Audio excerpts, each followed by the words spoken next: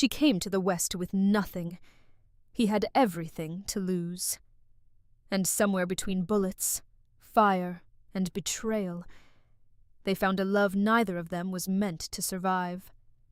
But when the war is won, who pays the final price? Welcome to a channel where we explore Wild West stories, love, sacrifice, motherhood, and compassion between people. The message here: love doesn't always save us, but it defines who we are. If you feel this story, like, comment, share, and subscribe to join the journey. The Dakota wind tasted of copper and crushed bone. Clara Vance stood on the warped boardwalk outside the Velvet Rose, the territory's most lucrative establishment, and let the gale rip the last piece of paper she owned from her trembling fingers. The torn fragments of her final job referral spiraled away into the choking brown dust. "You're making a mistake, sweetheart," a voice drawled from the doorway behind her. It was Galt's manager, a man whose cheap cologne couldn't mask the underlying stench of stale whiskey and cruelty. "Maid work pays $1 a week, but if you're hospitable to the men upstairs, you could sleep on silk sheets. Elias Galt takes good care of his girls." Clara turned, her posture rigid despite the gnawing ache of a 3-day hunger. "I'd rather sleep in the dirt," she said, her voice a cold whip. "Tell Mr. Galt my dignity isn't for sale." She stepped off the boardwalk, her boots sinking into the muddy, rutted street. She had 20 cents to her name. Boston was 1,000 miles away, and the bloody debt that had chased her family to the grave felt closer than ever. But she would not become another broken thing in Elias Galt's empire. She would rather starve. In the deep shadow of the livery stable across the street, a match flared. The brief bloom of sulfur illuminated a man leaning against the weathered timber. He was carved from the same unforgiving landscape that surrounded them. Broad-shouldered, clad in a dust-caked duster, a wide-brimmed hat pulled low over eyes that caught the light like cold steel. A jagged, terrible scar snaked from his jaw down to his collarbone, disappearing beneath a faded cotton shirt. Resting casually against his thigh was a Winchester rifle, gripped by a hand that looked like it had never known a soft day's work. Silas Thorne exhaled a plume of blue smoke, watching the Eastern girl march through the muck with the bearing of a queen ascending a scaffold. He had watched her for 3 days. He had seen her turned away from the mercantile, the telegraph office, and the schoolhouse, and now he had watched her walk away from the only place left in town that offered a roof. He pushed off the wall and stepped directly into her path. Clara stopped abruptly, her hand instinctively hovering near the small pocket knife hidden in the folds of her skirt. The man was terrifying up close. He smelled of horse sweat, worn leather, and gunpowder. "You're in my way," she said, lifting her chin to meet his gaze. "You're out of options," Silas replied.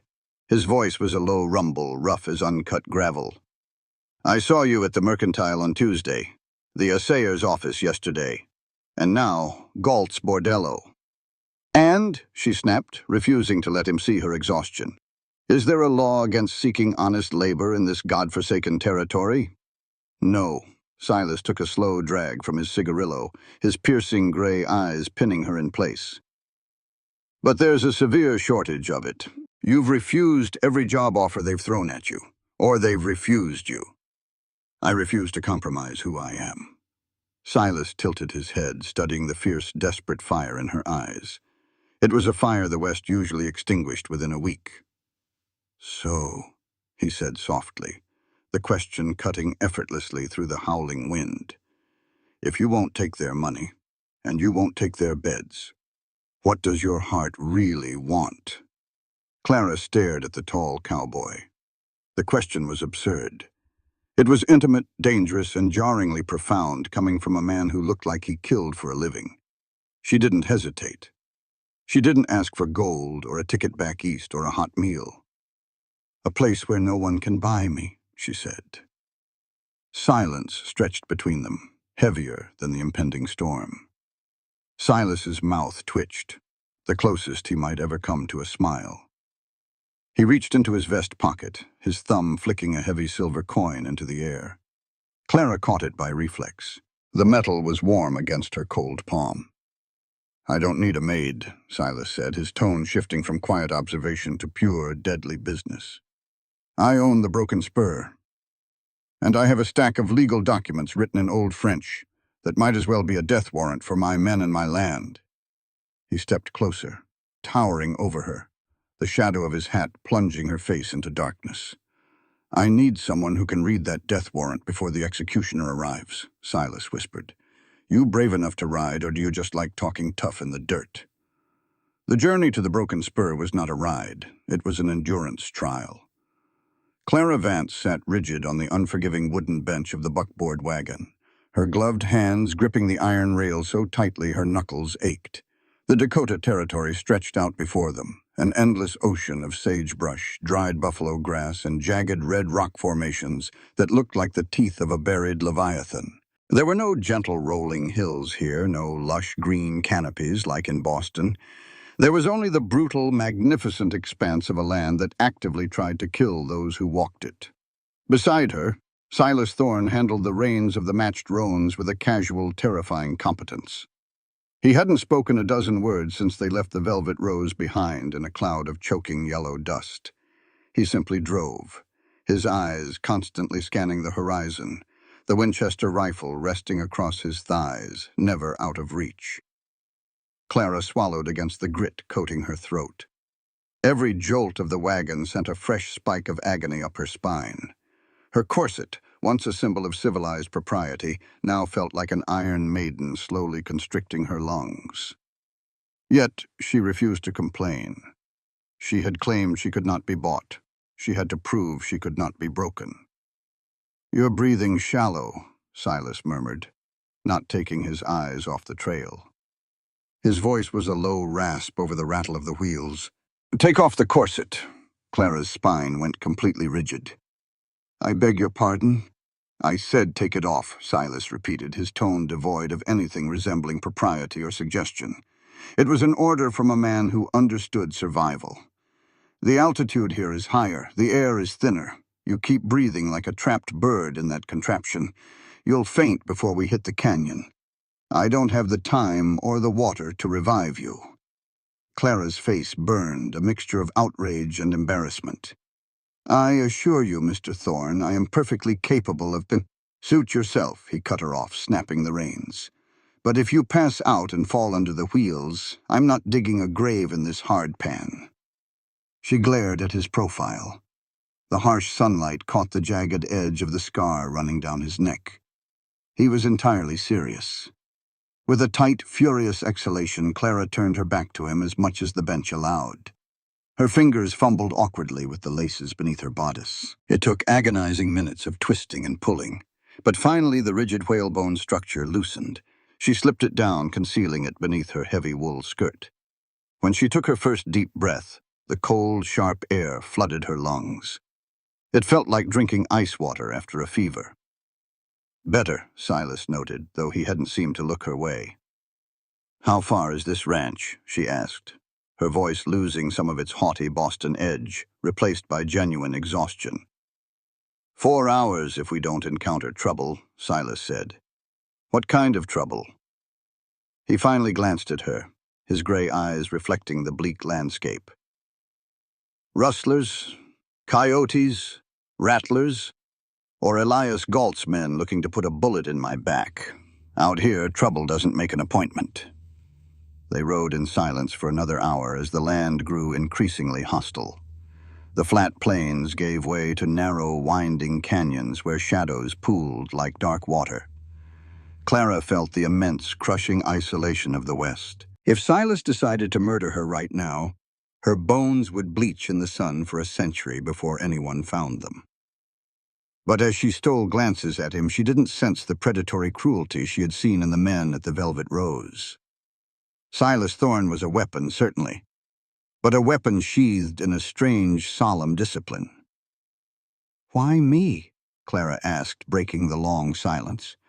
"There must be someone in town who can read." "There are," Silas replied.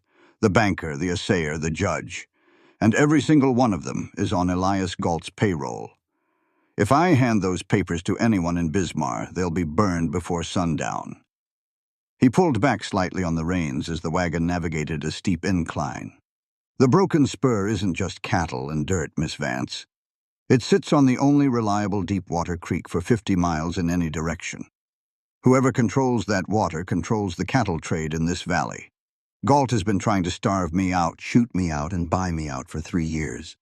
And the papers? Clara prompted, her sharp mind already shifting into the familiar territory of logic and ink. My late wife, Marguerite, was of French-Acadian descent. Silas's voice dropped a fraction of an octave, hardening over the name. Her grandfather laid claim to the valley before the territory was formally incorporated. The original deeds, the treaties with the indigenous tribes, the land grants. They're all written in 18th century French and heavy legal cipher. Galt has brought in a crooked federal judge to declare my claim invalid by the end of the month.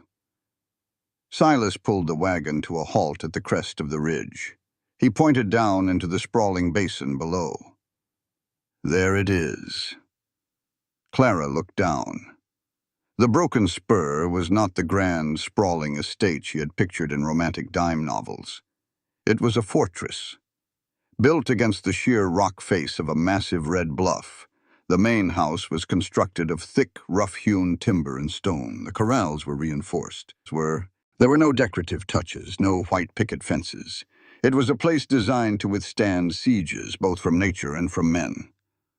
"Welcome to Purgatory," Silas said, urging the horses forward down the treacherous slope. Upon arrival, the reality of the ranch hit Clara like a physical blow. The smell of manure, wood smoke, and sweat hung heavy in the air. A dozen men moved about the yard, hard-eyed, lean, and armed. They stopped their work to stare at her. She felt like an alien creature dropped into a den of wolves. "Hutch!" Silas called out as he threw the brake lever. An older man limped out of the barn. His face was a road map of wrinkles and old violence. When he grabbed the horse's harnesses, Clara noticed he was missing the index and middle fingers of his right hand. "Boss," Hutch grunted, spitting a stream of tobacco into the dirt.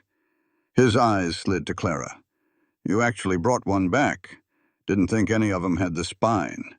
"She's got enough," Silas said, stepping down from the wagon. He didn't offer Clara a hand. He expected her to manage herself. She appreciated the harsh respect of it. She gathered her skirts and climbed down, her legs trembling violently as her boots hit the solid earth.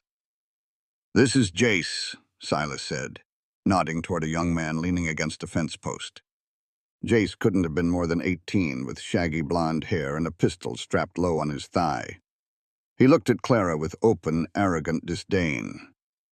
"Ain't no place for a lady, Silas," Jace said, chewing on a piece of straw. "She'll be crying for a train ticket by tomorrow." Clara straightened her spine, ignoring the agonizing cramp in her lower back. "If I wanted a train ticket, boy, I wouldn't have gotten on the wagon. Point me to the documents, Mr. Thorne." Jace's jaw ticked at being called boy, but Silas just offered that faint, ghost-like twitch of his lips. Inside, Silas led her into the main house. It was sparsely furnished, smelling of old leather and stale coffee. He bypassed the living quarters and pushed open a heavy oak door at the back of the house. The office was a stark contrast to the rough exterior. It was lined with bookshelves, though many were empty. In the center of the room sat a massive mahogany desk, completely buried beneath stacks of brittle yellowed parchment, bound ledgers, and rolled-up maps. "Marguerite's inheritance," Silas said, staring at the pile with a mixture of loathing and exhaustion. "Somewhere in that mess is the ironclad proof that this land belongs to the Broken Spur. You have 3 weeks to find it and translate it into airtight English before the judge's gavel comes down." Clara stepped up to the desk. The air in the room was thick with the scent of old paper and dust. She reached out, her fingertips brushing the edge of a crumbling document. The elegant, sweeping calligraphy was indeed French. It was complex, archaic, but to Clara it looked like a lifeline. "I can do this," she said quietly. "You'd better," Silas said. "Because if Galt takes this land, he won't leave any witnesses behind. You included. Your room is across the hall. Supper is at sundown. Don't wander out past the perimeter after dark unless you want a coyote to make a meal of you." With that cheerful warning, Silas turned and walked out, the heavy door clicking shut behind him. Clara was alone. The profound silence of the room settled over her. She let out a long, shaky breath, allowing the facade of unbreakable strength to crack just a fraction. She was exhausted, terrified, and miles away from civilization. But she was alive, and she had a purpose. She took off her gloves, rolled up the sleeves of her dusty dress, and sat down in the heavy leather chair. It smelled faintly of Silas, wood smoke, and something inherently masculine. She began to sort. For 2 hours she worked systematically, separating maps from ledgers, personal letters from legal decrees. The French was dense, filled with outdated legal terminology that would require intense concentration. As she reached the bottom of the first pile, her hand brushed against a stiff, folded piece of thick cardstock that had been wedged between the pages of an old diary. Clara frowned. It didn't feel like parchment. She pulled it free and unfolded it. The blood drained from her face, leaving her entirely cold. It was a bounty poster. The paper was weathered, the edges frayed, but the crude ink drawing in the center was unmistakable. It was a younger face, lacking the terrible scar that now marked his neck, but the cold, dead eyes were exactly the same. Above the portrait, bold black letters screamed, "Wanted, dead or alive. Silas the Reaper, Thorn. Bounty, $5,000 for murder, armed robbery, and treason." Clara stared at the paper, her heart hammering a frantic rhythm against her ribs. Silas Thorn wasn't just a rancher fighting a corrupt businessman. She had just signed a contract with the devil himself, and she was locked in his house. Morning at the broken Spur came not with the gentle chiming of bells, but with the sharp, violent crack of a wood-splitting axe. Clara awoke in a cold sweat, her body aching in places she didn't know existed. The thin mattress in the small guest room offered little comfort against the pervasive chill of the Dakota dawn. She lay staring at the rough-hewn ceiling planks, the image of the wanted poster burning behind her eyelids. $5,000. Dead or alive. She had hidden the poster back where she found it.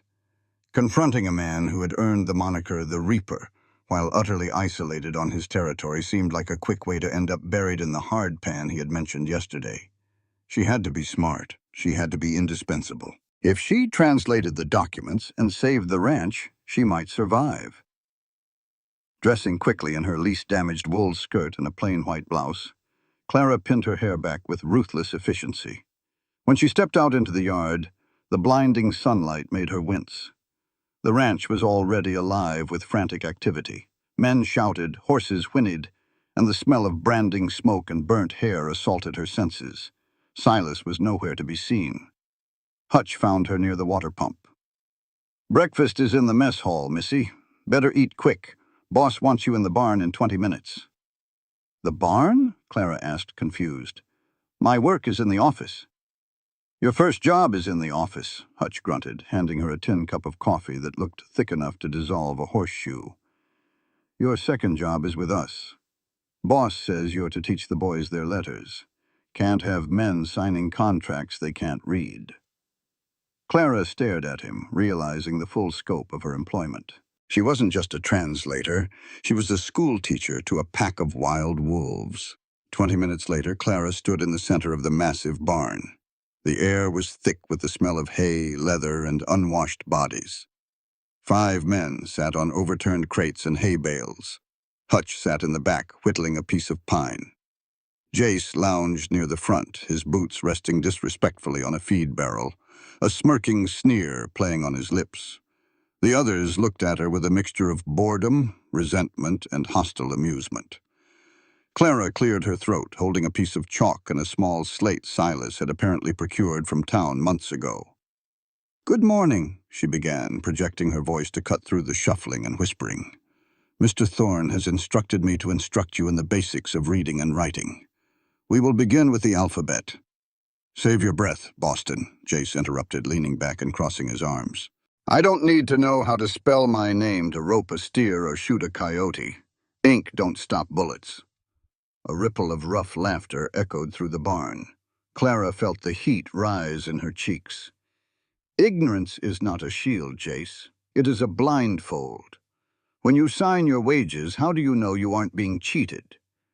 Because Silas don't cheat, Hutch chimed in from the back. And if anyone else tries, Jace here shoots them. Simple as that. Yeah, Jace grinned, patting the Colt resting on his hip. I read just fine. I read tracks, I read the weather, and I read men. Don't need your fancy squiggles on a chalkboard. Clara gripped the slate tighter. She was losing them before she even started. They respected force, violence, and utility. She represented a refined world they despised and distrusted. If you refuse to learn, Clara started, but the heavy creak of the barn door's opening cut her off. Silas stepped into the dim light. The ambient temperature in the room seemed to drop 10 degrees. The men immediately stopped laughing.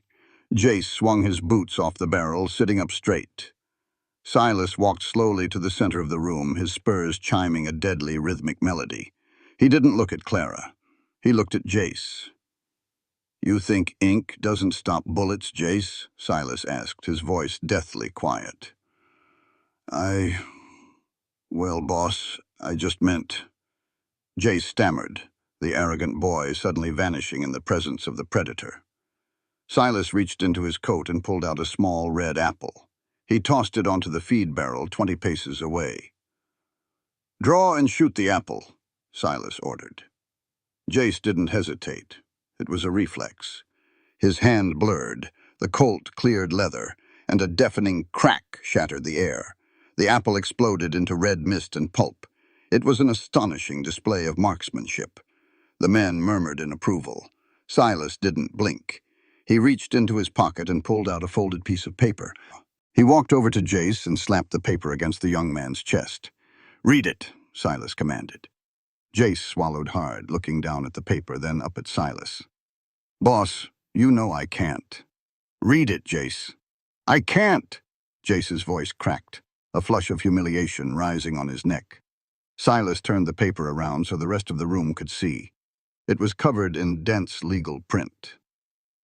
This is a contract Elias Galt's men are handing out to illiterate ranch hands down in the valley, Silas said, his voice echoing off the rafters.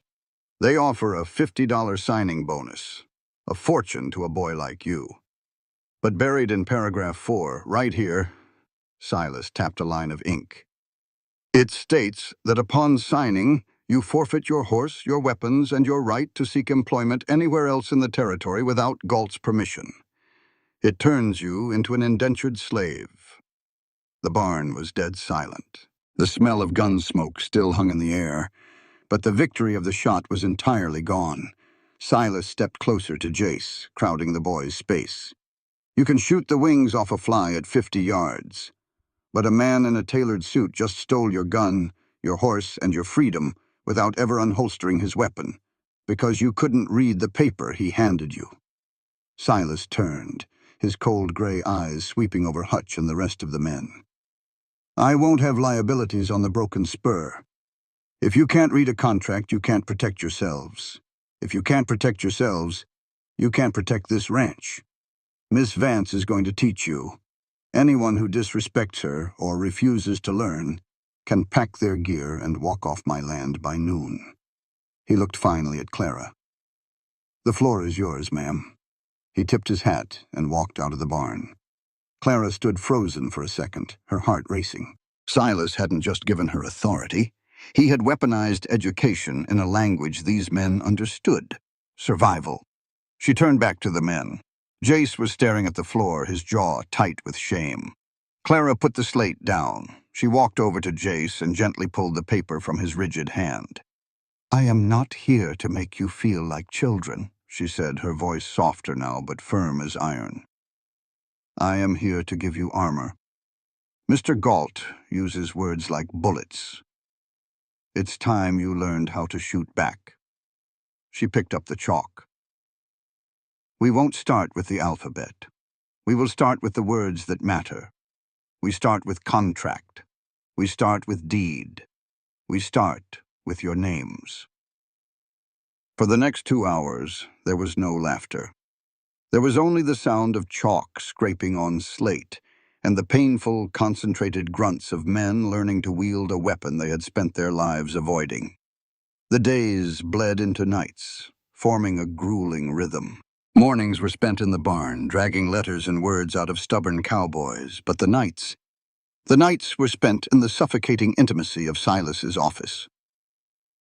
It was nearly midnight a week later. A single oil lamp burned on the mahogany desk, casting long, dancing shadows against the walls. Clara rubbed her burning eyes, staring at a page of Marguerite's diary that had been mixed in with the land grants. She was exhausted, the French syntax blurring together. Silas sat across from her, cleaning his revolver. The rhythmic click-clack of the cylinder, the smell of gun oil, and the quiet rasp of the cleaning cloth were the only sounds in the room. He had taken off his duster and rolled up the sleeves of his shirt, revealing forearms corded with muscle and crisscrossed with faded white scars. Every time she looked at him, she saw the wanted poster, the Reaper. Yet he sat here, quietly keeping watch while she worked to save his home. The contradiction of the man was maddening. "You're squinting," Silas said, not looking up from the gun barrel. "Stop for the night. You'll go blind." "I can't," Clara murmured, dipping her pen in the inkwell. "There is a discrepancy in the boundary lines. Galt claims the Northern Ridge belongs to the federal government because the 1852 treaty was never ratified by the French crown. But—" She trailed off, leaning closer to the parchment. Silas stopped cleaning his gun. He leaned across the desk, coming uncomfortably close. She could feel the heat radiating from his chest. She could smell the tobacco and the distinct, intoxicating scent of pine and sweat. "But what?" he asked, his voice dropping low. Clara's breath hitched.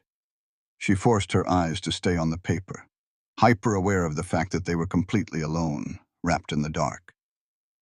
"But Marguerite's grandfather didn't get the land from the French crown," Clara whispered, tracing a line of elegant script. "He married into the Sioux tribe. This specific tract, the creek and the ridge, was a dowry. It predates the French claims, the federal claims, all of it. If we can find the marriage registry." Silas's eyes locked onto hers. The proximity was sudden and electric. For a moment, the hardened killer vanished, replaced by a man looking at a miracle. "You found it," he breathed. "I found the thread," Clara corrected, her voice trembling slightly. "Now I have to pull it. I have to find the actual certificate in this mess." Silas didn't pull away. His gaze dropped to her lips for a fraction of a second. A micro-movement, barely there, but Clara felt it like a physical touch. The sexual tension that had been simmering beneath the surface of their formal interaction suddenly spiked, thick and undeniable. He reached out, his calloused fingers brushing against hers as he took the parchment. A jolt of electricity shot up her arm.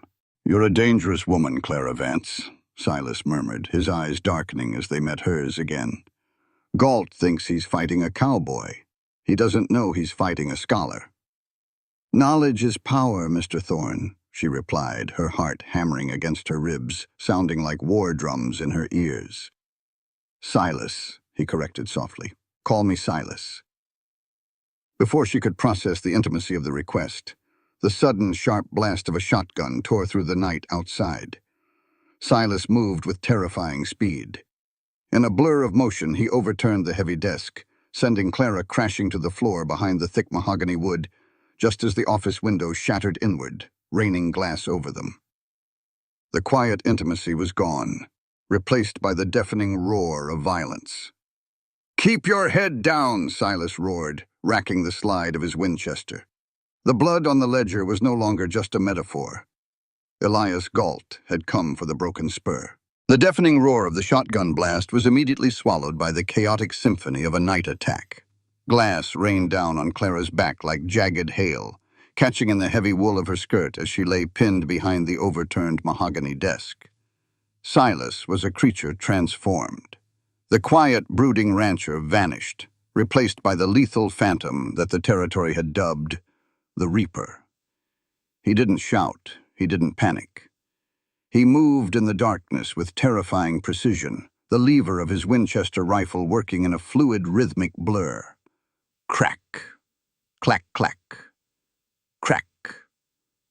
Outside, a man screamed. The sound abruptly cut short. "Stay down," Silas hissed, not looking back at her as he fired another round through the shattered window. "Don't move unless I tell you." Clara pressed her hands over her ears, her heart hammering wildly against the floorboards. The smell of gunpowder was thick, acrid, and metallic. But underneath it, another scent began to slither into the room. Kerosene and smoke. "Boss!" Jace's voice rang out from the yard, high and frantic. "The barn! They hit the barn!" Silas cursed, a vile, guttural sound. He spun away from the window, grabbing Clara by the arm and hauling her to her feet with bruising force. The orange glow of flames was already painting the walls of the office in chaotic, dancing shadows. "Kitchen!" Silas ordered, shoving her toward the interior door.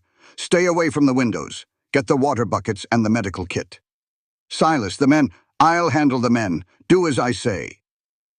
He didn't wait for her response. He kicked open the side door and plunged into the night. Clara stumbled into the kitchen, the adrenaline finally overriding her terror. She wasn't a fragile Boston debutante anymore. She was a woman fighting for her life in the Dakota dirt. She found the medical box, a heavy wooden crate filled with bandages, carbolic acid, and morphia, and dragged it to the large oak table. Outside, the night was entirely consumed by the inferno. The massive barn, dry as tinder from the long summer, had caught instantly. Flames licked at the starless sky, roaring like a wounded beast. Silas sprinted across the yard, bullets kicking up dust around his boots. Hutch and Jace were pinned behind the water trough, laying down covering fire into the dark ridge where Galt's men were hiding. "The horses!" Hutch hollered over the din. "There's still 6 head inside!" Silas didn't hesitate. He tossed his rifle to Jace. "Keep them pinned!" Before Hutch could grab his arm to stop him, Silas pulled his duster up over his nose and mouth and charged straight into the burning monolithic structure. The heat was a physical wall, searing the moisture from his eyes instantly. The air was a toxic soup of thick black smoke and falling ash. Inside, the terrified screams of the trapped horses echoed over the roar of the fire. It was a sound that would haunt a man's nightmares. Silas navigated the blazing corridor by memory. Burning beams groaned above him, threatening to collapse at any second. He kicked open the first stall. The roan mare inside was panicked, rearing and kicking. Silas grabbed a horse blanket, dunked it in a half-full water bucket, and threw it over her head, blinding her. He hauled her out by the halter, swatting her flank to send her galloping out into the yard. He repeated the process, lungs burning, skin blistering beneath his clothes. 4 horses, 5. As he reached the last stall at the very back, the main support beam above the hayloft gave way with a thunderous crack. A cascade of flaming debris rained down. Silas shoved the last stallion out of the stall, but a burning timber clipped his shoulder, knocking him to the ground. The heavy, smoldering wood pinned him, searing through his shirt directly into his flesh. He bit down on a scream, tasting blood. With a surge of desperate, feral strength, he rolled out from under the burning timber, his clothes smoking. He staggered forward, gasping for air, and burst through the barn doors just as the roof caved in behind him in a spectacular eruption of sparks and flame. Galt's men, having accomplished their goal of terror, had already retreated into the darkness. "Boss!" Jace yelled, running forward as Silas collapsed into the dirt, coughing violently. 10 minutes later, Silas was hauled into the kitchen, leaning heavily on Hutch. Clara had the table cleared, water boiling on the cast-iron stove, and bandages ready. "Get his coat off," Clara commanded, her voice remarkably steady despite the horrifying sight of him. His face was covered in soot, his left side smoldering. Hutch peeled the leather duster away. Silas let out a harsh, ragged hiss of breath. The fabric of his cotton shirt was melted into the burn on his left shoulder and upper back. "I need to cut it," Clara said, grabbing a pair of shears. "Hutch, go make sure the perimeter is secure. I've got him." Hutch hesitated, looking at Silas. Silas gave a tight nod. The old man limped out, leaving them alone in the harsh yellow light of the kitchen lanterns. "Drink this," Clara said, pressing a glass of whiskey to Silas's lips. He swallowed it in one gulp, his jaw clenched tight. "This is going to hurt," she warned. "Just do it, Clara." With trembling hands, she used the shears to cut the ruined shirt down the center of his chest, peeling the fabric back over his shoulders. Where the wood had struck him, the skin was an angry, blistering red and raw white. But as the shirt fell away, Clara stopped breathing entirely. The burn was terrible, yes, but it was nothing compared to the rest of his back. Crisscrossing his muscular torso from his shoulders down to his waist was a terrifying tapestry of thick, raised white scars. They overlapped in brutal, jagged lines. They were whip marks, dozens of them, deep, old, and inflicted with an unfathomable cruelty. Silas felt her hesitation. He felt her eyes mapping the topography of his pain. "Keep working," he said, his voice flat, staring straight ahead at the kitchen wall. Clara swallowed the lump in her throat. She soaked a clean cloth in cool water and carbolic acid, gently dabbing at the fresh burn. Silas's muscles flinched beneath her touch, but he didn't make a sound. "Who did this to you?" she whispered, unable to stop the question. For a long time, the only sound was the crackle of the wood in the stove and the distant dying hiss of the barn fire outside. "A Mexican prison warden in Sonora," Silas finally answered, his voice devoid of emotion. "When I was 22, I was hired to kill a cartel boss. I succeeded, but I didn't run fast enough." Clara's hand paused. The Reaper. It wasn't just a rumor.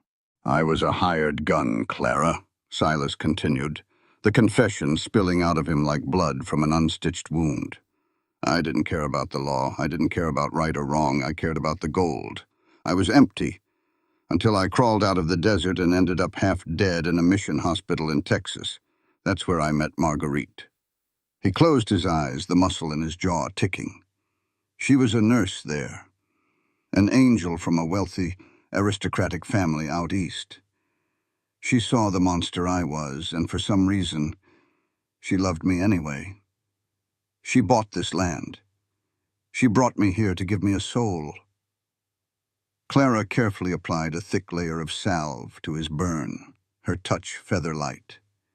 "She died of a fever, you said." Silas let out a harsh, humorless laugh that ended in a cough. "That's what the town doctor put on the death certificate. That's what Elias Galt paid him to write." Clara froze, the shears slipping from her fingers, clattering loudly against the table. "Galt?" "Elias Galt was her older brother," Silas said, turning his head slightly to look at her, his gray eyes blazing with a grief so profound it stole her breath. "When their father died, Elias inherited the factories. Marguerite inherited this valley. Elias couldn't stand it. He wanted the water rights to build his cattle empire. He tried to buy her out. She refused." Silas's hands gripped the edge of the table, his knuckles turning white. "I was away on a cattle drive. Elias came to the ranch. They argued. He didn't mean to kill her. Or maybe he did. He hit her. She fell, hit her head on the stone hearth in the living room. By the time I got back, Elias had buried her, paid off the doctor, and claimed it was cholera." Clara stared at him in horror. "But if he's her brother, why doesn't he just inherit the land legally?" "Because Marguerite was smart," Silas said softly. "She knew what he was.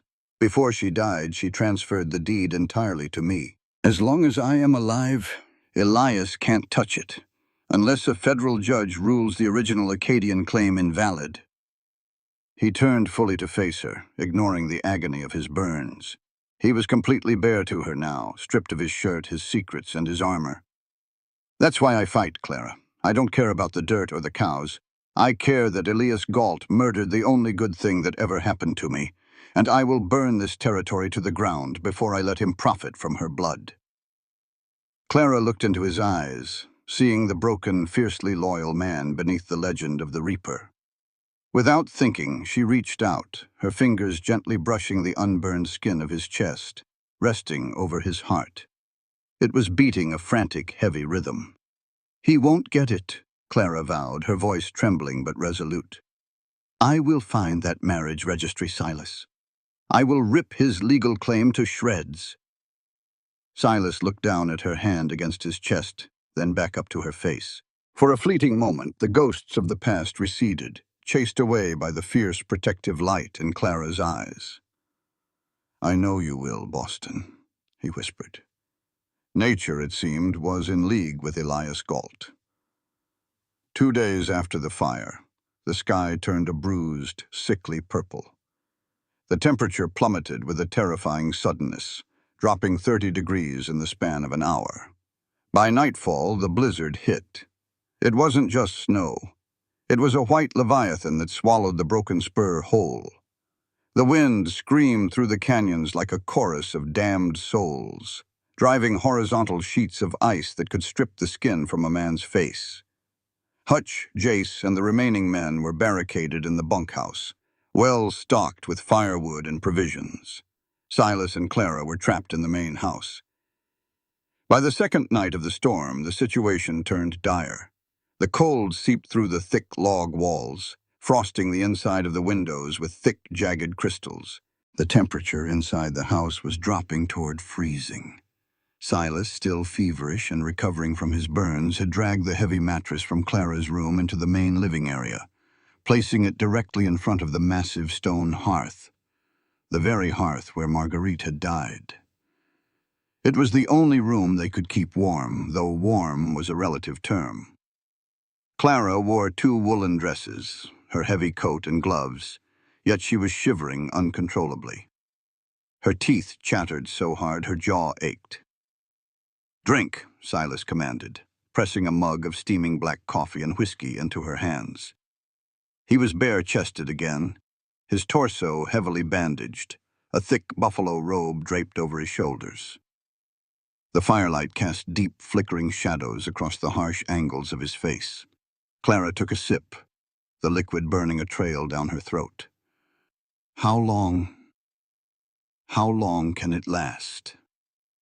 "Days," Silas said grimly, throwing another heavy log onto the fire. The wood hissed and popped. "The territory freezes solid. If the fire dies, we die." He settled onto the mattress beside her, pulling the edges of the buffalo robe tightly around himself. He looked at her, noting the blue tinge to her lips and the violent tremors racking her small frame. "You're freezing to death, Clara," he said bluntly. I'm fine," she lied through chattering teeth. "Pride is a useless blanket," Silas muttered. He shifted closer, lifting one side of the heavy buffalo hide. "Get in." Clara hesitated, her Boston upbringing screaming against the utter impropriety of it. A lady did not share a bed, let alone a blanket, with a half-naked man in the middle of the night. "Clara," Silas said, his voice softening, stripping away the command and leaving only desperate practicality. "I run hot, even with the fever. We share body heat, or you won't wake up tomorrow. Choose." She looked into his gray eyes. There was no lust there, no coercion, only an absolute, undeniable reality. Slowly she set the mug aside and slid beneath the heavy hide, curling her back against his uninjured right side. The contrast was shocking. Silas was radiating heat like a furnace. He pulled the thick fur over them both, his heavy arm wrapping securely around her waist to pull her flush against him. Clara gasped slightly at the contact. He felt like carved stone covered in fever-hot skin, her rigid spine pressed against his chest, her legs tangled with his. The intimacy was suffocating, terrifying, and profoundly comforting all at once. For a long time, the only sound was the howling wind outside and the crackle of the fire. Slowly, agonizingly slowly, the violent shivering began to subside. "Tell me about Boston," Silas murmured into the darkness, his breath stirring the hair at the nape of her neck. "Tell me what you ran from. I gave you my ghosts. Give me yours." Clara closed her eyes, the warmth of him unspooling the tightly wound knot of her defenses. "My father was a shipping merchant," she said softly. "He was brilliant, but he was a gambler. He didn't gamble with cards. He gambled with cargo, with margins, with loans from very dangerous men. 3 months ago, 3 of his ships sank in a hurricane off the coast of Florida. He was ruined." She swallowed hard, remembering the knock on the door, the men in dark suits. The debt collectors didn't want money. They knew we had none. They wanted the house. They wanted my mother's jewelry. And the man who held the largest debt, he wanted me, a young educated wife to parade around high society to legitimize his dirty money. Silas's arm tightened around her waist, a silent protective reflex. "My father couldn't bear the shame," Clara continued, a single tear slipping out to soak into the rough fabric of the blanket. "He put a pistol in his mouth in his study. I found him. After the funeral, I took the last $20 I had hidden away, bought a train ticket west, and never looked back. I swore I would never let a man own me or my fate." "You haven't," Silas said. His voice was a low rumble against her back. "You're fighting your own war, Clara, and you're winning." Clara turned over beneath the heavy hide, facing him. They were inches apart in the dim firelight. She could see the pain lines etched around his eyes, the rough stubble on his jaw, the profound weariness of a man who had fought for too long. "Why did you ask me that question?" she whispered, her gaze dropping to his lips. "Outside the velvet rose, what does your heart really want? Why did you care?" Silas reached up, his calloused thumb gently brushing away the tear track on her cheek. "Because I saw a woman who looked like she was standing on the gallows, and she was still too proud to beg. I knew what it felt like to be entirely out of options. I wanted to see if you still had a soul. And do I? You have more soul than this entire damned territory," Silas breathed. The air between them changed. The desperate chill of survival morphed into a different kind of heat. It was thick, heavy, and inevitable. They had bled together, fought together, and laid their darkest secrets bare. The proximity, the isolation, the sheer primal fear of the howling storm outside. It all shattered the last remaining barriers of propriety. Clara reached out, her small, soft hand tracing the line of his jaw, down to the jagged scar on his neck. Silas shuddered at her touch. "Silas," she whispered. It was an invitation, a surrender, and a demand all in one. Silas didn't hesitate. He brought his lips to hers. The kiss was not gentle. It was desperate, hungry, and fueled by the adrenaline of survival. Clara met him with equal ferocity, her hands sliding into his thick, dark hair. She tasted whiskey, coffee, and the unique, raw essence of the man himself. He shifted his weight, being careful of his injured shoulder, pulling her fully into his arms. The heavy buffalo robe became a cocoon, isolating them from the frozen world. Every touch was electric, a fierce affirmation of life in the face of death. Clara didn't just want comfort. She wanted him. She wanted the scarred, broken, magnificent cowboy who had seen her at her lowest and handed her a weapon instead of a mop. When his rough hands slipped beneath the layers of her wool dress, tracing the curve of her waist, she gasped into his mouth, arching against him. They made love with the urgent, intense passion of two people who knew tomorrow was never guaranteed. It was a collision of desperate souls, a claiming of the present moment to banish the ghosts of the past. In the flickering light of the fire, surrounded by the screaming ice, Clara Vance finally found the place where she belonged. Sometime in the early hours of the morning, the wind finally broke. Clara woke to a strange, heavy silence. The fire had died down to glowing embers. Silas was asleep beside her, his chest rising and falling evenly, his fever broken. She watched him for a long moment, a profound, terrifying tenderness swelling in her chest. She loved him. It wasn't a romantic fairy tale realization. It was a hard, undeniable fact, as real as the Dakota dirt. Quietly, so as not to wake him, she slipped out from beneath the furs. The air in the room was biting cold. She pulled on her boots and her heavy coat, wrapping a shawl around her head. She needed to fetch more firewood from the porch. She unbolted the heavy front door and pushed it open. The sunlight reflecting off the fresh snow was blinding, pure and pristine. The storm had passed, leaving behind a frozen, silent world. Clara stepped out onto the porch, her boots crunching in the deep drifts. She looked toward this bunkhouse to see if the men were awake yet. Her breath stopped in her throat. The bundle of firewood slipped from her numb fingers, clattering loudly against the wooden planks. Hanging from the thick branch of the old oak tree that stood between the house and the ruined barn, swaying gently in the frigid morning breeze, was a body. It was one of the younger ranch hands. His face was purple, frozen in a mask of agony. Pinned to his chest with a large hunting knife was a piece of parchment. Even from 20 yards away, Clara could read the large, bold letters painted in fresh blood. 3 days. Elias Galt was done playing legal games. The slaughter had officially begun. The scream tore from Clara's throat before she could stop it, a raw, primal sound that shattered the crystalline silence of the frozen morning. The firewood scattered at her feet. She stumbled backward on the icy porch, her hands flying to her mouth, her eyes locked on the gruesome pendulum swaying from the old oak tree. It was Miller, one of the newer hands. He was barely 20 years old. His face was a bloated, mottled purple, his sightless eyes bulging beneath the rim of a frost-covered hat. The parchment pinned to his chest with a hunting knife fluttered mockingly in the wind. 3 days. The heavy front door banged open behind her. Silas emerged, his Winchester already leveled at the tree line, his chest bare to the freezing air, the bandages stark white against his skin.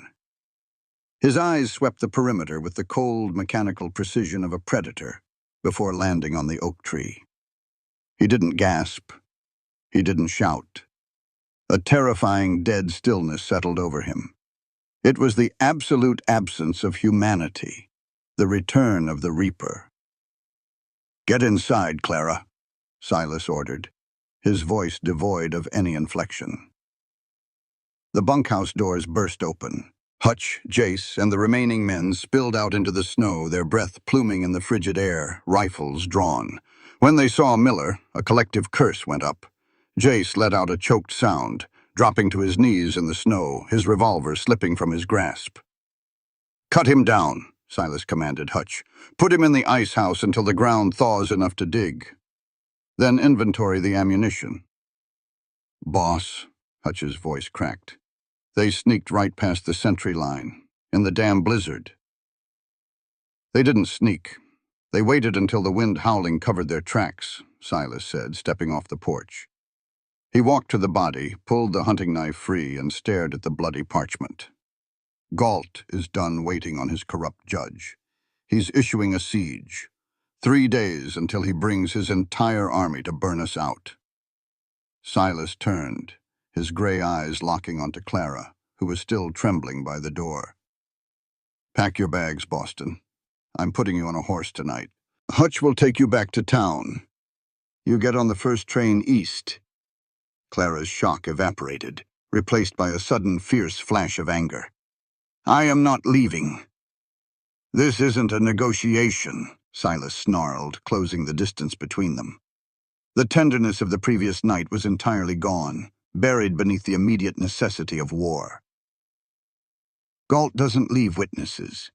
If you're here when he rides down that ridge, he will let his men have their way with you before they cut your throat. You are leaving." "And what will you do?" Clara demanded, tilting her chin up to meet his furious glare. "I'm going to ride to his compound," Silas said softly. "I'm going to put a bullet in his skull. I might not ride back, but I'll make sure he dies before he takes this land." "That is suicide. You have a bounty on your head, Silas.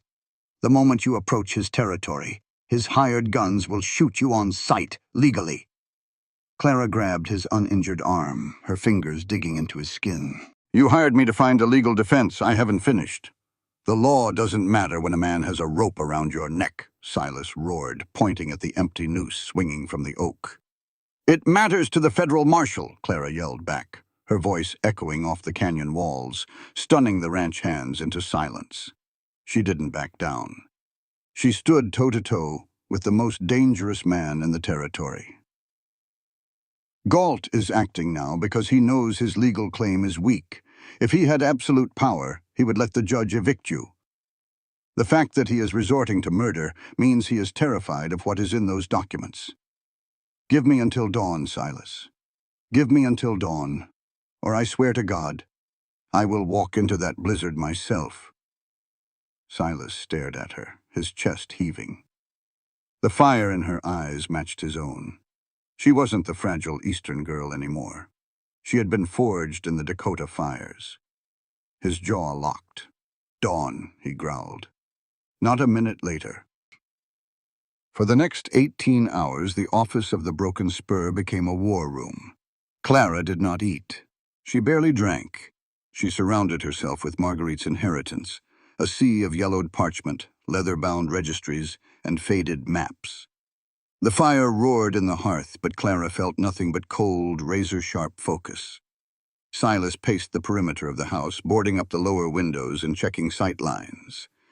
At midnight, Clara's eyes were bloodshot, her fingers stained black with ink. She was cross-referencing Galt's claim, a copy Silas had obtained from the Bismarck courthouse months ago, against the original Acadian deeds. Galt's claim rested on a French provincial land grant dated 1792, transferring the territory from the French crown directly to a private trading company, which Galt's father had allegedly purchased. 1792, Clara muttered, rubbing her temples. 1792. She pulled a heavy, dust-covered encyclopedia of European history from the shelf. She flipped furiously through the pages, her heart beginning to beat a frantic rhythm. The French Revolution, she whispered in the empty room. She grabbed Galt's copy and held it up to the oil lamp. At the bottom, stamped in heavy black ink, was the royal seal of King Louis XVI, the fleur-de-lis, complete with the crown of the House of Bourbon. Clara let out a sharp, breathless laugh that sounded almost hysterical. King Louis XVI was overthrown in August 1792, and the monarchy was abolished in September. By the date written on Galt's official deed, November 1792, the royal seal was obsolete, illegal, and completely out of use by any legitimate French colonial governor. The Republic had taken over. Galt's deed was a forgery, and a sloppy one at that, made by a man who understood money but knew nothing of history. But a forgery wasn't enough. A corrupt judge in Bismarck would ignore it. She needed affirmative proof that the land belonged to the Broken Spur, proof that superseded French law entirely. She tore through the bottom of the chest, her nails scraping against the wood. She found a false bottom. Beneath it lay a single, immaculately preserved cylinder of hardened leather. Clara popped the cap and slid out a piece of vellum. It wasn't written in French. It was written in English, and a phonetic transcription of the Lakota language. It was a treaty, dated 1812, signed by a United States military general and a Lakota chief, recognizing the valley as the sovereign dowry of the chief's daughter upon her marriage to Marguerite's grandfather. The land was never French. It was indigenous, and then it was recognized by the federal government as a private, sovereign estate long before the territory of Dakota was formally established. A corrupt local judge couldn't touch an indigenous federal treaty. Only the Supreme Court or a federal marshal could. "Silas!" Clara screamed, bolting from the chair. The door flew open instantly, Silas standing there with his rifle raised. "I have it," Clara gasped, waving the vellum and the forged copy. "Galt's deed is a fake. The seal is wrong. And this proves the land is a sovereign federal grant. If we get this to the federal marshal in Fargo, Galt isn't just going to lose the ranch. He'll hang for forging federal documents and violating a federal treaty." Silas stared at the papers in her hand. The hope that flared in his eyes was almost painful to witness, but it was quickly extinguished. "Fargo is a 4-day ride," Silas said, stepping into the room. I can't go. If I show my face in a major city, the Pinkertons will arrest me for the bounty before I ever reach the marshal, and you can't go. Galt's men are watching the trails. They know what you look like. I'll go. Clara and Silas turned. Jace stood in the doorway, his hat in his hands. The arrogant sneer was gone, replaced by a grim, hard-won maturity. They ain't looking for a ranch hand, Jace said, stepping forward. I know the trails north. I can make Fargo in 3 days if I ride the Mustangs to the bone. Jace, if they catch you with those papers, they will torture you to death, Silas said, his voice heavy. Jace looked at Clara. Miss Vance, that paper, the forged one, how do you know it's fake? Clara quickly explained the history of the seal, the dates, and the meaning of the federal treaty. She spoke clearly, not dumbing it down, treating him as an equal. Jace nodded slowly. He pointed a calloused finger at the forged date. November 1792. Dead King's stamp. He then pointed to the vellum. Federal treaty. Can't be touched by a town judge. He looked up at Silas. I couldn't read a damn word a month ago, boss. Now I know exactly what these words mean. I ain't just carrying paper. I know the truth of it. Let me ride. Let me. Silas stared at the boy. No, the man. He had taken in 3 years ago. Slowly, Silas nodded. You don't ride alone, Hutch's gravelly voice came from the hallway. The old foreman limped into the light, strapping a second gun belt around his waist. Boy's fast, but he's dumb in a firefight. I'll ride shotgun. Silas looked between his 2 most loyal men. He knew he was sending them into the jaws of hell. Saddle the 2 fastest horses we have, Silas ordered. Wrap the horses' hooves in burlap so they don't make a sound in the snow. You leave in 10 minutes. Clara quickly packed the documents into the waterproof leather cylinder. She handed it to Jace. Her hands were shaking. Guard it with your life, Jace, she whispered. Jace tipped his hat to her, a gesture of profound, genuine respect. Yes, ma'am. Thank you for the armor. The Dakota night was a suffocating blanket of black and freezing white. Hutch and Jace rode hard, keeping off the main trails. The burlap sacks muffled the sound of the horses' hooves against the packed snow, turning them into phantoms moving through the desolate landscape. The temperature was low enough to freeze the condensation on their bandanas. 2 miles to Skull Canyon, Hutch called back over his shoulder, his breath a white plume in the dark. It's a bottleneck. If Galt has pickets out, that's where they'll be. Jace patted the leather cylinder strapped securely across his chest, tucked beneath his heavy coat. His heart was hammering a frantic rhythm against his ribs. He was terrified, but it was a cold, sharp terror that heightened his senses. Skull Canyon was a narrow fissure in the red rock bluffs, the only way to cut through the treacherous high country and shave a day off the ride to Fargo. The walls rose 50 feet on either side, casting pitch-black shadows that even the moonlight couldn't penetrate. As they entered the mouth of the canyon, the silence felt heavy. Wrong. Hutch held up a fist, pulling his horse to a halt. His eyes, honed by decades of frontier violence, scanned the dark ridges above. He sniffed the air. Tobacco, Hutch hissed. Fresh.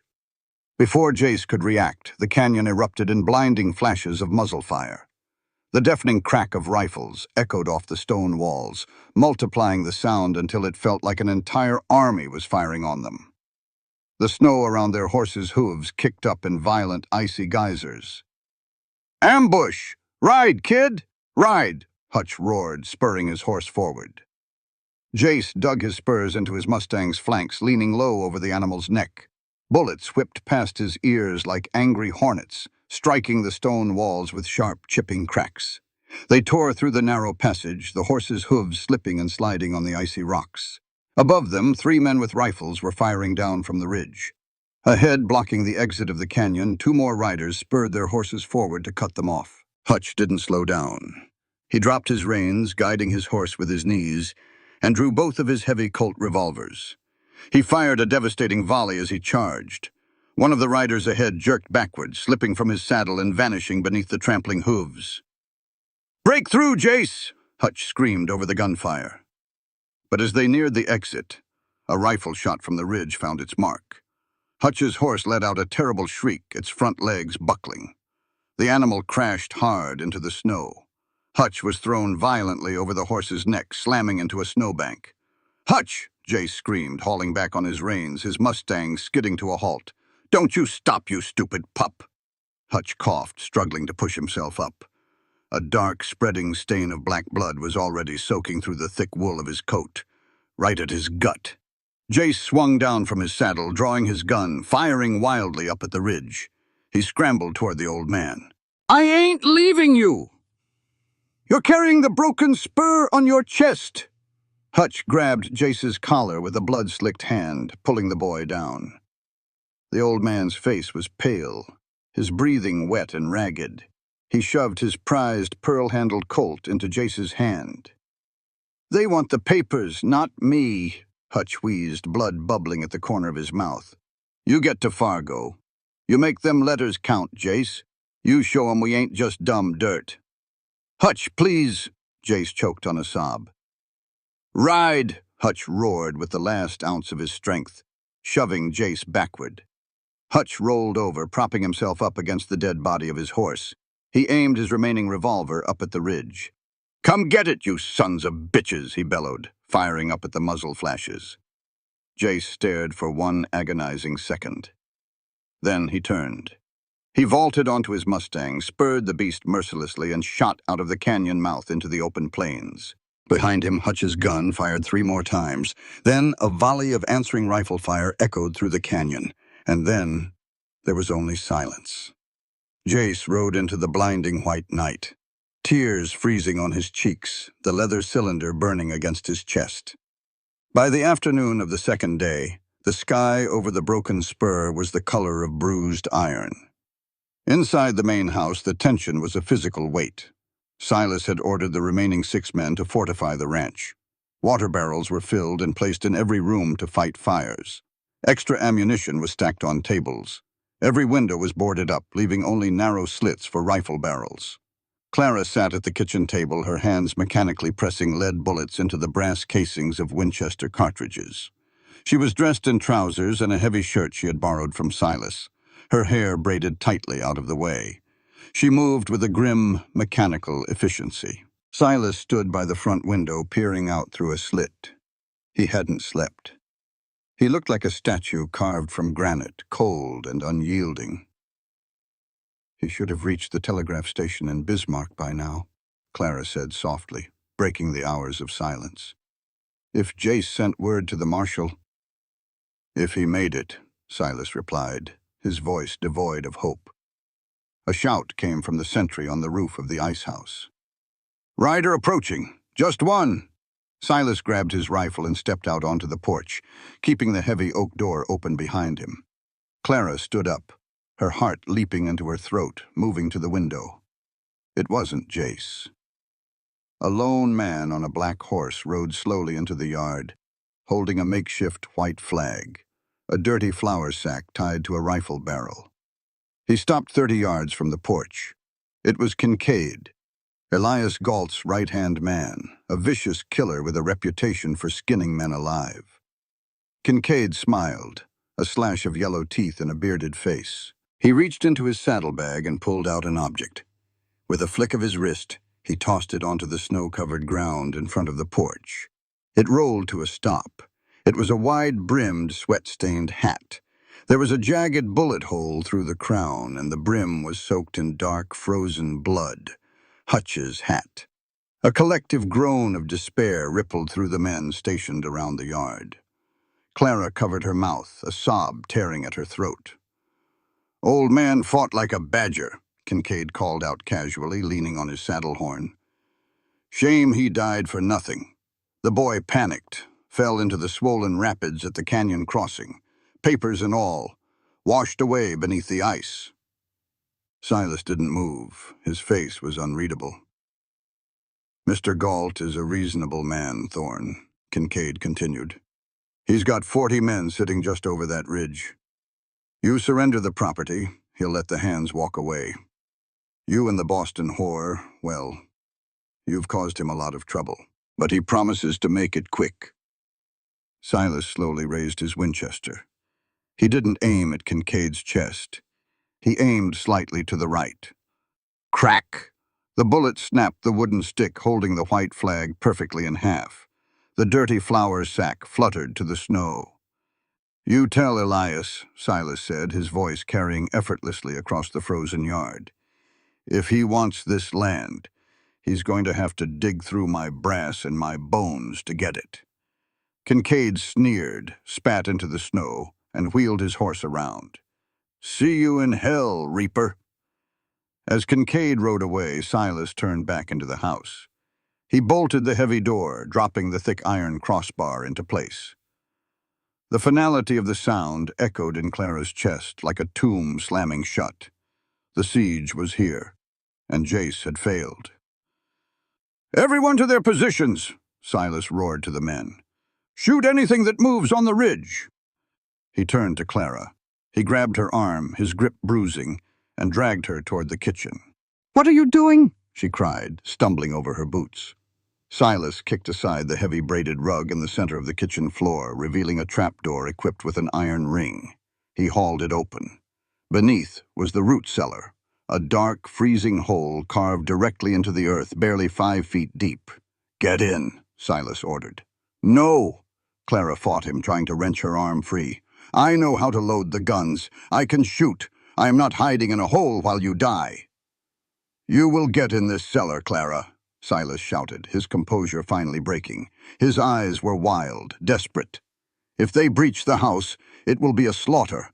I will not watch them put their hands on you. I will not lose you the way I lost Marguerite." Clara stopped struggling. The raw, bleeding terror in his voice broke her heart.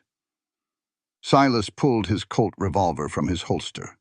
He pressed it firmly into her hand, wrapping her small fingers around the heavy, cold grip.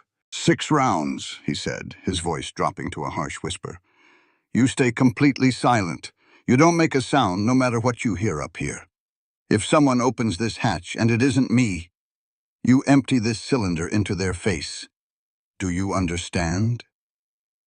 Tears streamed down Clara's face. She looked at the gun, then up at the scarred, beautiful face of the man she loved. "Silas, please." "I finally found what I want, Clara," Silas whispered, his voice cracking. He pulled her flush against his chest, kissing her with a fierce, devastating finality. It tasted of salt and despair, and an eternal, unyielding love. He pulled away, his eyes locked on hers. "Get in." Clara climbed down the wooden ladder into the pitch-black, freezing cellar. Silas looked down at her one last time, an apology and a vow written in the stark lines of his face. He slammed the heavy wooden door shut. The metallic clack of the iron latch sliding into place echoed in the dark. Complete, suffocating blackness swallowed her. A second later, the first volley of rifle fire tore into the side of the house, shaking the earth above her head. The war for the broken Spur had begun. To be buried alive was a terror Clara had only read about in Gothic novels. To be buried alive while the man she loved fought a war above her head was a specific, agonizing brand of hell. The root cellar was pitch black and freezing, smelling of damp earth and old potatoes. Above her, the floorboards vibrated with a terrifying violence. The siege did not begin with a warning or a parley. It began with a synchronized, deafening barrage of rifle fire that threatened to shake the main house off its foundation. Clara huddled on the dirt floor, her knees pulled tight to her chest, her hands wrapped white-knuckled around the grip of the Colt revolver Silas had given her. The heavy iron weapon was her only tether to sanity. Crack, crack, crack, boom. She learned to differentiate the sounds of death. The sharp, rapid snaps were the Winchesters of Silas's men. The heavier, deeper roars were the buffalo rifles and shotguns of Elias Galt's mercenaries. Every time a heavy thud resonated directly above her, dust and dirt rained down from the ceiling planks, coating her hair and stinging her eyes. "Hold the line at the windows," Silas's voice roared, muffled but unmistakably his. It carried that lethal, unyielding edge. "Don't waste lead. Wait until they crest the berm." For the first hour, the broken spur held its ground. The thick log walls absorbed the incoming bullets with dull, meaty thwacks. But Galt had brought an army, and Silas only had 6 men. It was a brutal equation of attrition. Clara flinched as a sudden, agonized scream tore through the floorboards. It was followed by the heavy, lifeless thud of a body hitting the wood right above the cellar hatch. "Billy's down!" someone yelled. "Close the gap!" Silas bellowed. "Silas, keep firing!" Tears carved hot tracks through the dust on Clara's face. She pressed her hands over her ears, trying to block out the sounds of men dying for a piece of land, dying for a piece of paper she had failed to deliver. Jace failed. I failed. And now Silas is paying the price. The cadence of the gunfire shifted. It was no longer a steady exchange. It was a frantic, desperate defense. The mercenaries were getting closer. She heard the shattering of glass as the boarded-up windows gave way. Then came the sound that stopped her heart entirely. The massive, iron-reinforced front oak door groaned under a tremendous impact. A battering ram. Thud. The floorboards shrieked. Thud. "Fall back to the hallway," Silas commanded. There was a raw, ragged edge to his voice now. Crack! The door gave way with a sound like a breaking spine. The war poured into the house. The battle was no longer a distant exchange of lead. It was intimate, visceral, and horrifyingly close. Clara heard the chaotic scuffle of heavy boots, the sickening crunch of bone, the guttural grunts of men fighting hand-to-hand in the living room. Gunfire inside the enclosed space was deafening, ringing in her ears until a high-pitched whine was all she could hear. A heavy body slammed against the kitchen door, bursting it open. Heavy boots scrambled across the floor directly over Clara's head. "Clear the kitchen!" An unfamiliar, gruff voice shouted. Clara stopped breathing. She raised the heavy Colt, pointing it straight up at the trapdoor in the pitch-black darkness, her thumb resting on the hammer. Suddenly, a massive crash shook the kitchen. The wood stove had been overturned.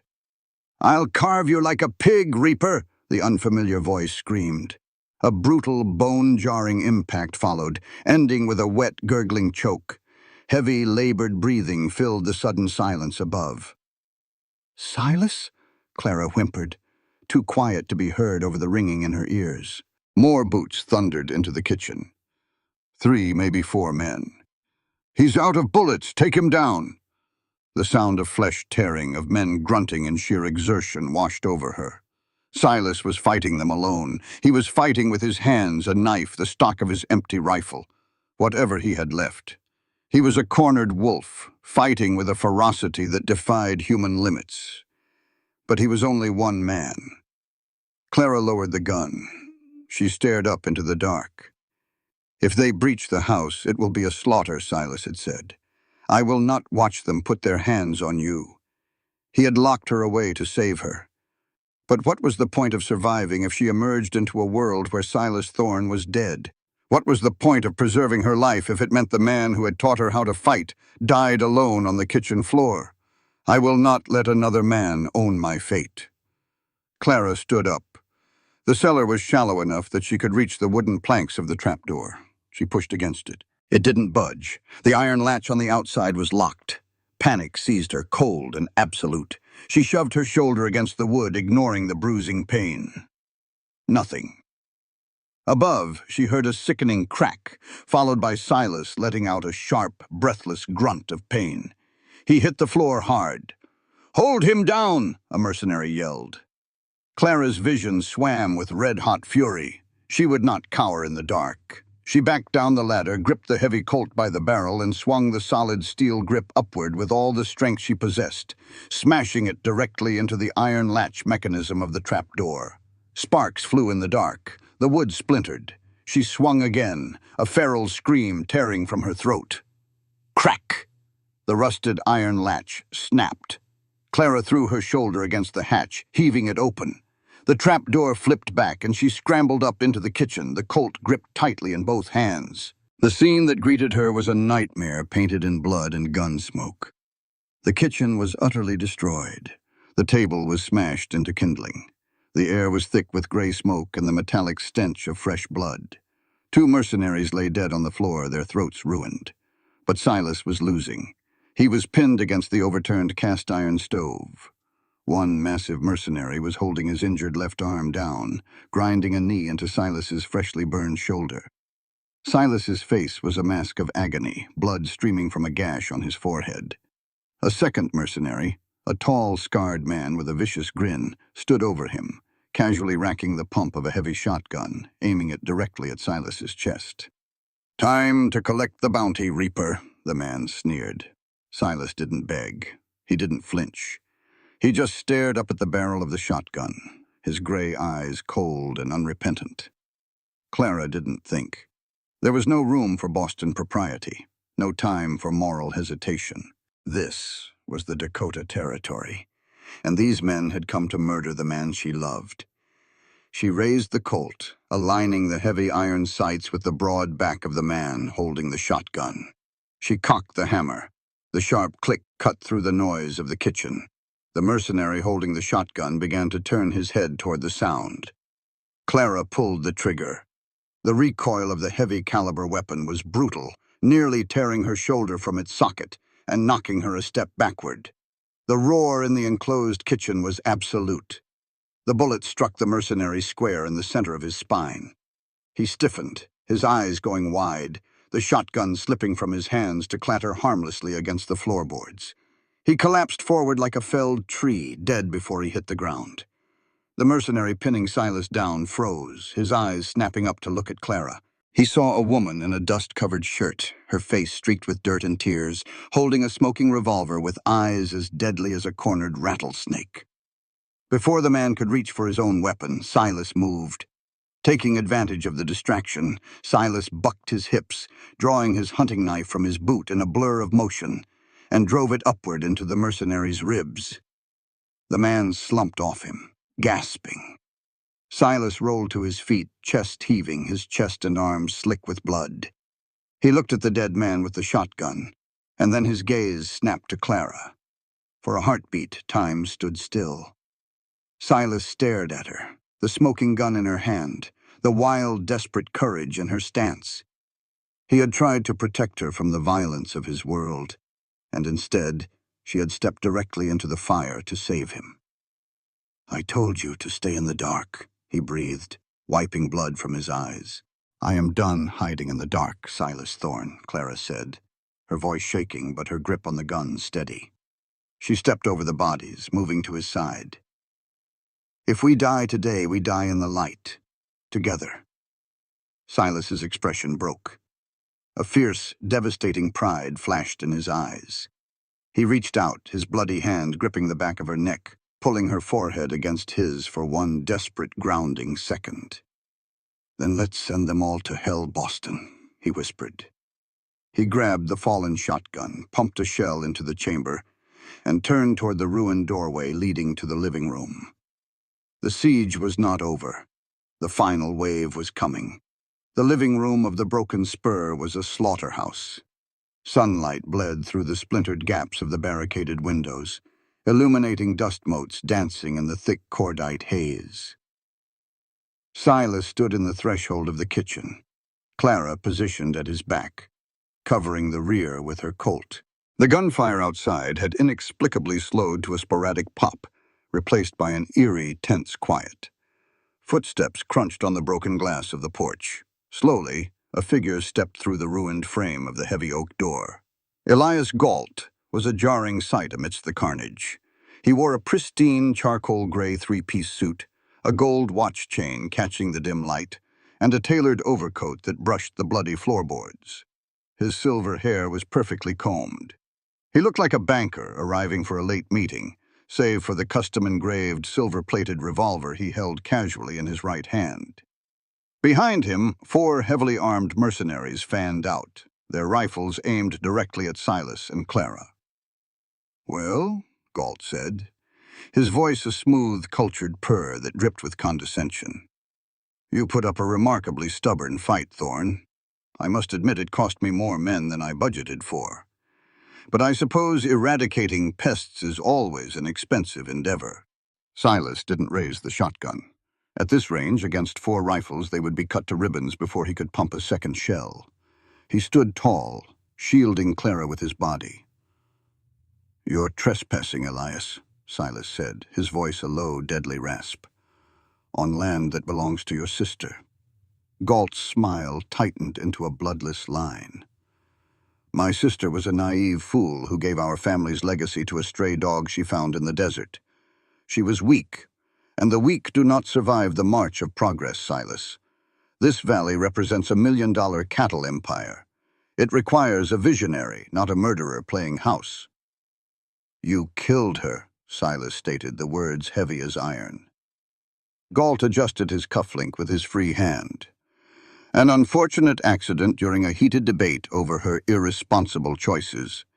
History will record that she died of cholera, and that you died resisting lawful eviction. A tragedy all around." He looked past Silas, his eyes landing on Clara. "And this must be the Boston scholar who has been causing my judge so much grief. A pity you didn't take the job at the Velvet Rose, my dear. You would have lived longer." Clara gripped her revolver tightly, her heart hammering against her ribs. "Your forged deeds won't hold up in a federal court, Galt. The truth is already on its way to the marshal." Galt laughed, a dry, humorless sound. "You mean the boy, Jace? I received word an hour ago. My men ambushed him at Skull Canyon. The old man died in the snow, and the boy drowned in the rapids with your precious documents. There is no federal marshal coming to save you. There is no law here but me." Clara felt the floor drop out from beneath her. Hutch, Jace, dead. The grief was a physical blow, stealing the breath from her lungs. Silas's posture stiffened, his knuckles turning white on the grip of the shotgun. "So," Galt sighed, raising his silver-plated revolver, "let us conclude this ugly business." Before Galt could cock the hammer, a sound echoed from outside that froze every man in the room. It was a sharp, piercing whistle, a cavalry bugle. It was immediately followed by the thunderous roar of dozens of horses cresting the ridge, accompanied by the distinct, disciplined crack of repeating rifles. "Drop your weapons! By order of the United States Federal Marshal!" A voice boomed over a megaphone from the yard. Galt's mercenaries exchanged panicked glances. One of them peered out a crack in the window. "Boss, it's the law. Dozens of them. Deputies and cavalry. They're surrounding the men outside." Galt's pristine composure shattered. His face flushed a dark, violent red. "Impossible. The boy is dead." "You underestimated the boy," Silas said, a dark, triumphant smile pulling at his bloody lips. "And you underestimated the broken spur." Outside, the brief firefight ended quickly as Galt's hired guns, realizing they were outmatched by federal troops, threw down their weapons. Heavy boots stormed the porch. Galt looked at the ruined door, then back at Silas.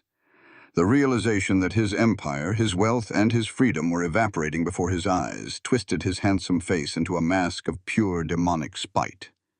He was going to hang for federal forgery and murder, and he knew it. If he was going down, he would not go down alone.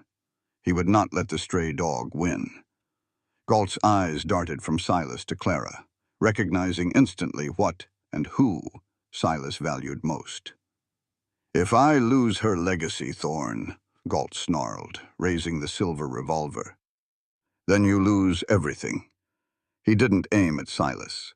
He leveled the barrel directly at Clara's heart. Time dilated. The world slowed to a crawl. Clara saw the hammer of Galt's gun pull back. She saw the madness in his eyes.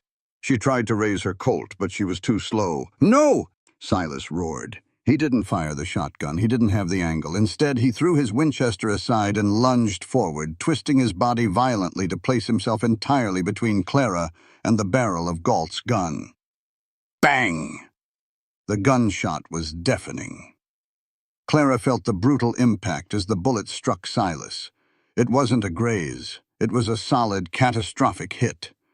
Silas's massive body jerked violently backward, crashing into her, sending them both tumbling to the floor. As they fell, Silas's right hand whipped to his hip in a blur of motion.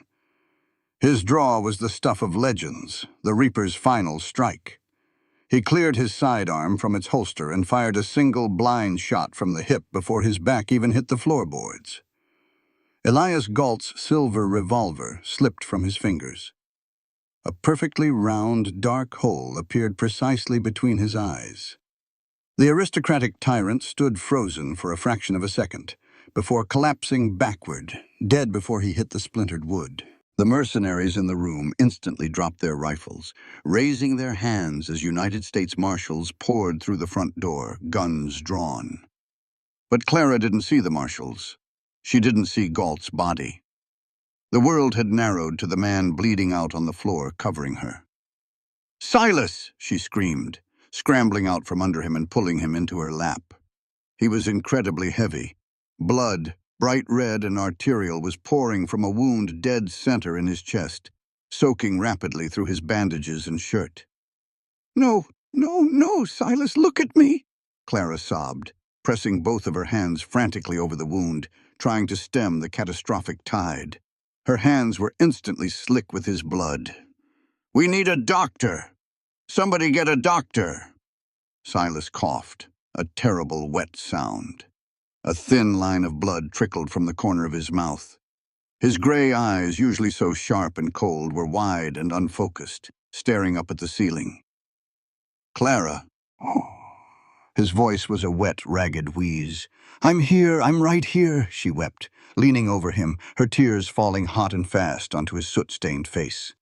"You're going to be fine. You promised me, Silas. You promised we would fight them in the light." A figure pushed through the crowd of marshals. It was Jace.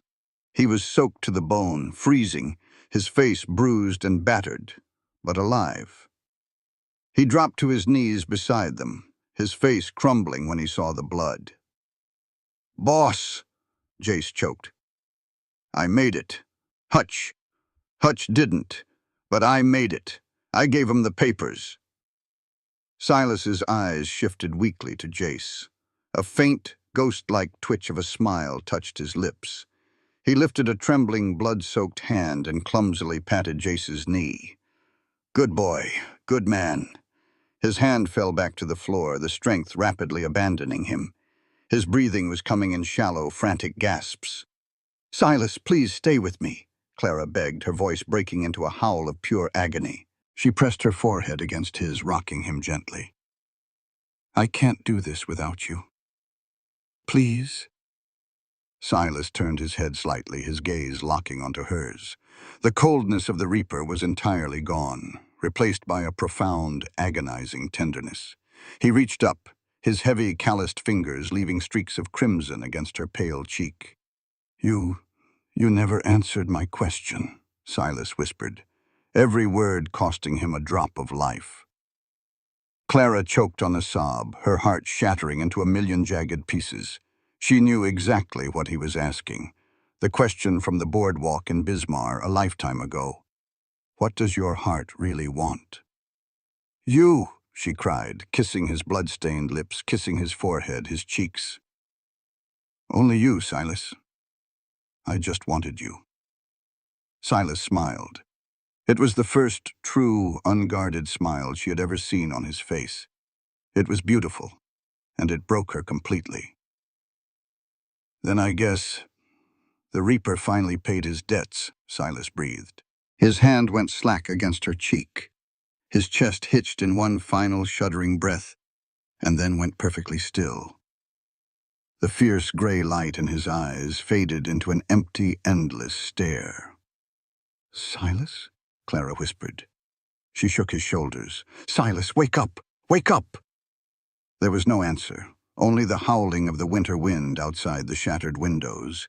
Clara Vance threw her head back and let out a scream that carried all the grief, all the rage, and all the broken promises of the Dakota Territory.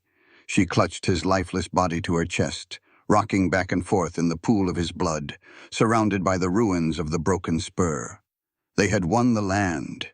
They had won the war. but the cost was everything her heart had ever truly wanted. A week in the Dakota Territory could age a person a lifetime. The winter sun hung low and pale over the valley, casting long, bruised shadows across the snow. The broken spur was a graveyard of timber and ash. The main house still stood, though its windows were boarded, and its heavy oak door was nothing more than splintered kindling. The barn was a blackened skeleton against the stark white landscape. Inside the ruined office, Clara Vance stood in a severe black mourning dress, her face pale and drawn, entirely devoid of the fierce flush of adrenaline that had sustained her through the siege. The desk, once buried beneath Marguerite's inheritance, was completely bare. The United States federal marshals had spent the week sorting through the carnage. The sovereign treaty had been verified. Elias Galt's vast, corrupt empire was being systematically dismantled by the federal government. His mercenaries were either dead or bound for the territorial penitentiary. The broken spur was legally secure, its water rights untouchable, its borders affirmed. They had won everything, and Clara had lost the only thing that mattered. She slowly closed the latch on her small leather valise. It contained the few dresses she had brought from Boston, a tattered copy of a French dictionary, and a heavy silver-plated Colt revolver. She would never fire it again, but she would never part with it either. The door creaked open. Federal Marshal Davies, a tall man with a graying mustache and a solemn demeanor, stepped into the room. He removed his hat, twisting the brim in his hands. "Miss Vance," the marshal said softly, "the stagecoach is waiting down by the creek crossing. The driver says they need to beat the incoming weather." "Thank you, Marshal," Clara replied. Her voice was hollow, stripped of its former Boston lilt. It sounded like the prairie wind, dry, cold, and carrying an immense weight. "The paperwork is finalized," Davies offered, gesturing vaguely to the empty room. "The territory recognizes Silas Thorne's legal ownership, and as he had no living relatives, the estate falls to the state until claimed, but given the circumstances and the testimony of the surviving hands, a judge could likely transfer the deed to you, if you wish to stay, to rebuild." Clara looked at the burned-out shell of the ranch through the cracked window. Stay. Rebuild. Live in a house haunted by the ghost of a man whose blood was permanently stained into the kitchen floorboards. "The broken spur belonged to Silas, Marshal," she said quietly. "And Silas belonged to this land. I am just a translator who finished her contract." She picked up her valise and walked past the lawman, her footsteps echoing in the empty, silent house. Before heading down to the creek, Clara walked the perimeter of the yard one last time. She climbed the steep, icy incline to the high ridge overlooking the valley, the exact spot where she and Silas had stood the night before the blizzard, when the air between them had first crackled with undeniable truth. The wind howled across the ridge, whipping the black wool of her skirt. There were two fresh mounds of earth, hacked violently out of the frozen ground. One belonged to Hutch. His pearl-handled Colt was buried with him, a fitting tribute to a man who had gone out roaring into the dark. The other mound was larger, covered in a cairn of heavy red river stones to protect it from the coyotes. At the head of the grave stood a simple cross made of lashed, charred timber from the ruined barn. Clara dropped to her knees in the snow. The cold seeped through her skirts instantly, but she didn't feel it. She reached out, her gloved fingers tracing the name Jace had carved into the rough wood. Silas Thorne. A good man. They hadn't carved the Reaper. They hadn't listed his bounties or his sins. In the end, the legend didn't matter. The man did. "You asked me what my heart really wanted," Clara whispered to the wind, tears freezing on her cheeks the moment they fell. "I told you I wanted a place where no one could buy me. I didn't realize you were going to buy my freedom with your own life." She pressed her forehead against the rough wood of the cross. A sob tore from her throat, a ragged, ugly sound that the wind snatched away. She let the grief consume her for a few agonizing minutes, weeping for the shipping merchant's daughter who had come west to survive, and for the woman who was leaving it behind, fundamentally broken. Silas had given her a weapon. He had given her warmth in the deadly winter. He had given her a soul-shattering love that required no contracts, no corsets, and no compromises. "I have my freedom, Silas," she choked out, kissing her fingertips and pressing them to the center of the cross. "But my heart stays here. It will always stay here in the dirt with you."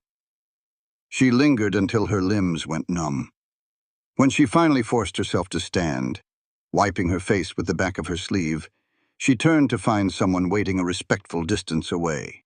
Jace stood awkwardly in the snow. His arm was in a sling from a bullet graze he'd taken during the canyon ambush, and he looked incredibly young without Hutch standing over his shoulder. As Clara approached, Jace took off his hat. "Miss Vance?"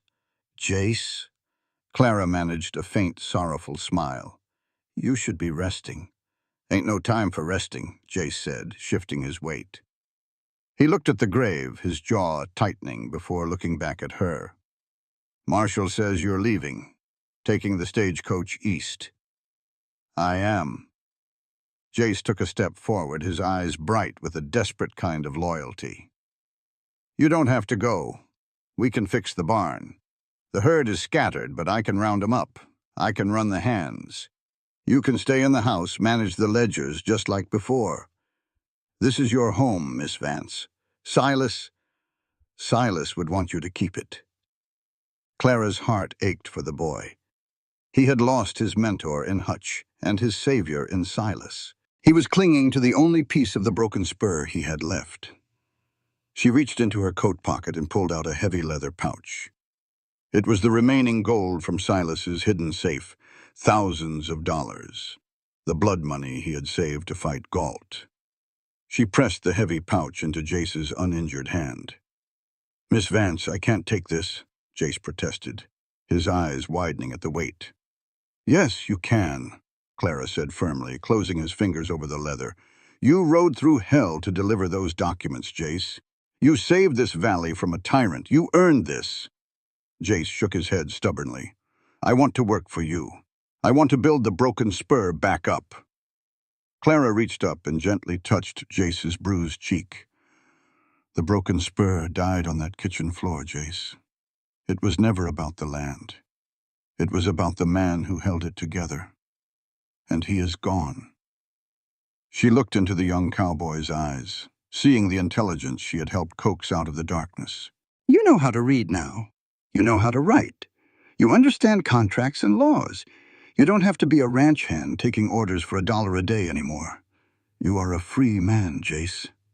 Take that gold. Buy your own land. Start your own herd. Be a good man." Jace stared at her, a single tear cutting a track through the dirt on his face. He nodded slowly, clutching the pouch to his chest. "Yes, ma'am, I will, I promise. Goodbye, Jace. Goodbye, Boston." Clara turned her back on the graves, on the boy, and on the ruined fortress of the broken spur. She walked down the long, winding path to the creek crossing where the heavy Concord stagecoach sat idling, its horses stamping their hooves impatiently in the snow. The driver strapped her small valise to the roof. Clara climbed into the dark, cramped interior of the carriage. She was the only passenger.